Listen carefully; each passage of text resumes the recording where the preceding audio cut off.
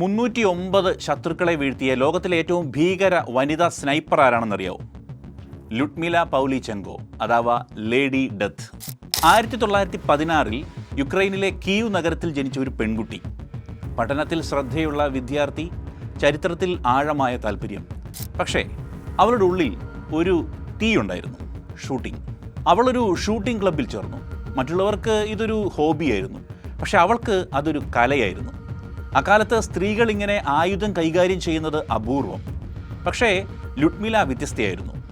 ഉന്നം പിഴയ്ക്കാതെയുള്ള അവളുടെ ആ ഷൂട്ടിംഗ് ആരെയും അതിശയിപ്പിക്കുന്നതായിരുന്നു. വെറും കൗതുകത്തിൻ്റെ പുറത്ത് തോക്ക് കൈകളിലേന്തി ഷൂട്ടിങ്ങിനായി ഇറങ്ങിയ ഈ പെൺകുട്ടി ഒരു ദിവസം ചരിത്രം മാറ്റിമറിക്കുമെന്ന് ആരും കരുതിയില്ല. 1941 ജർമ്മനിയിലെ നാസിപ്പട സോവിയറ്റ് യൂണിയനെ ആക്രമിച്ചു. Operation Barbarossa. രാജ്യം അപകടത്തിൽ. ആയിരങ്ങൾ സൈന്യത്തിലേക്ക് ഒഴുകി. ആ സമയം ലുഡ്മില തീരുമാനിച്ചു, ഞാനും സൈന്യത്തിൽ ചേരും. അവൾക്കൊരു നേഴ്സ് ജോലി ഓഫർ ലഭിച്ചിരുന്ന സമയമൊക്കെ ആയിരുന്നു അത്. പക്ഷേ അവൾ ആ ഓഫർ നിരസിച്ച് സോവിയറ്റ് പടയുടെ സ്നൈപ്പറാകുന്നു. ഒഡേസ, സേവാസ്റ്റോപോൾ തുടങ്ങിയ മേഖലകളിൽ യുദ്ധം രൂക്ഷമായി. ലുഡ്മില അവളുടെ ആദ്യ മിഷനിൽ മുന്നിൽ 2 ശത്രുക്കൾ. കൈകൾ വിറച്ചു. പക്ഷെ അവളുടെ മനസ്സ് ശക്തി വെടിഞ്ഞില്ല. അവൾ വെടിവെച്ചു. 2 ശത്രുക്കൾ വീണു. ഒരു നിമിഷം ഒരു സാധാരണ പെൺകുട്ടി ഒരു യുദ്ധ യന്ത്രമായി മാറി. തൻ്റെ കഴിവ് തെളിയിച്ചു.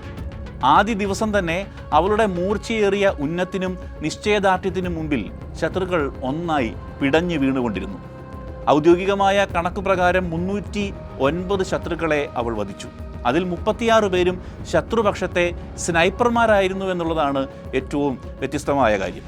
പോർമുഖത്ത് പതറാതിരുന്ന കൂർമ്മബുദ്ധിയുള്ള അവളെ നോക്കി ശത്രുക്കൾ വിളിച്ചു, ലേഡി ഡെത്ത്. യുദ്ധത്തിൽ പരിക്കേറ്റ ശേഷം അവളെ മുന്നണിയിൽ നിന്ന് പിൻവലിക്കുകയാണ്.